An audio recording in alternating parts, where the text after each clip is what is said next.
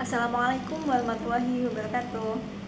Halo, perkenalkan nama saya Maria Mukhlinatu Zahra, NPM 22310033.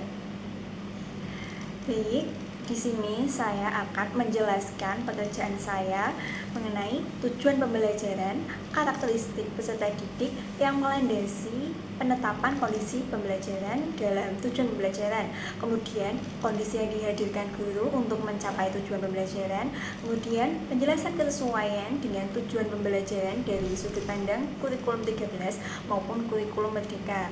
Kemudian yang terakhir tentang penjelasan inovasi yang tertuang dalam tujuan pembelajaran ditinjau dari sudut pandang TPACK dan HOTS.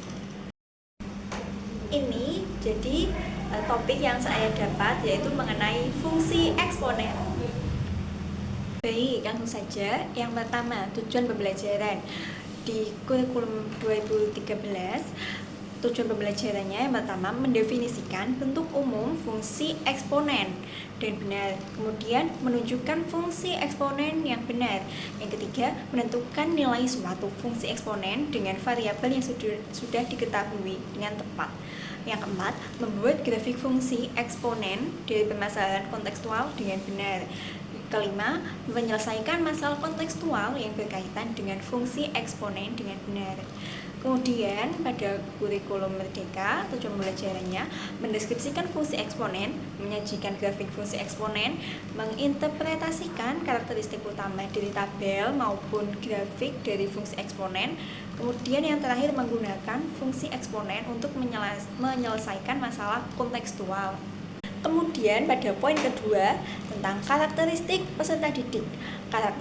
Karakteristik peserta didik yang diperlukan untuk melandasi penetapan kondisi dalam tujuan pembelajaran. Di antaranya, yang pertama, pemahaman materi prasyarat mengenai sifat-sifat eksponen.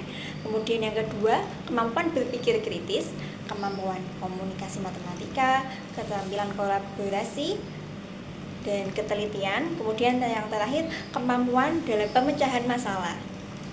Kemudian pada poin ketiga tentang kondisi yang dihadirkan guru dalam pembelajaran.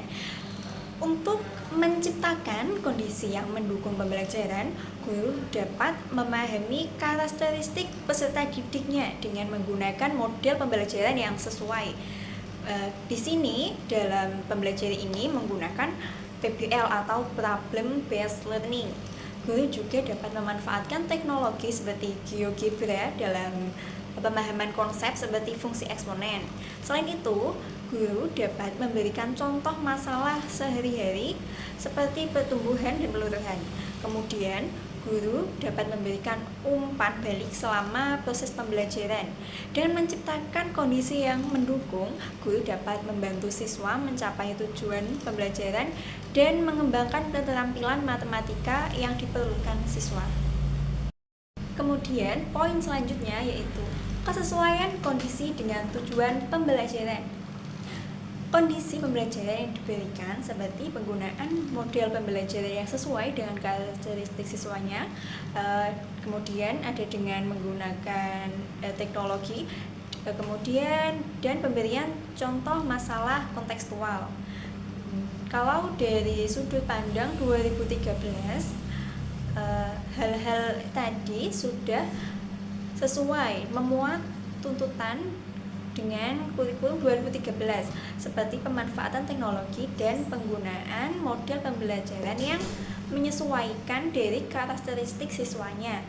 Selain itu, kondisi yang dihadirkan menjadikan siswa kreatif, mandiri, kerjasama, dan solidaritas, serta kondisi ini mengedepankan aspek sikap atau perilaku, namun juga menekankan pada pengetahuan dan keterampilan.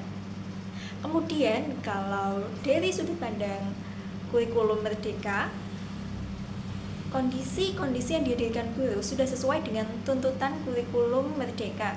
Di antaranya yaitu mengadopsi pembelajaran intrakurikuler, di mana peserta didik di sini mempelajari dalam lingkungan belajar yang lebih optimal, menyesuaikan dengan kebutuhan dan minat peserta didik sendiri. Kemudian penggunaan media Di sini menggunakan GeoGebra dan model pembelajarannya PBL, serta pemberian contoh masalah kontekstual sebagai bentuk pengembangan kompetensi berpikir kritis peserta didik. Yang terakhir yaitu tentang inovasi dalam tujuan pembelajaran. Kalau dari TPACK atau Technological Pedagogical Content Knowledge, integrasi TPACK dalam pembelajaran matematikanya yaitu dari aspek PK atau Pedagogical Knowledge, itu guru menggunakan model pembelajaran PBL atau Problem Based Learning melalui diskusi kelompok.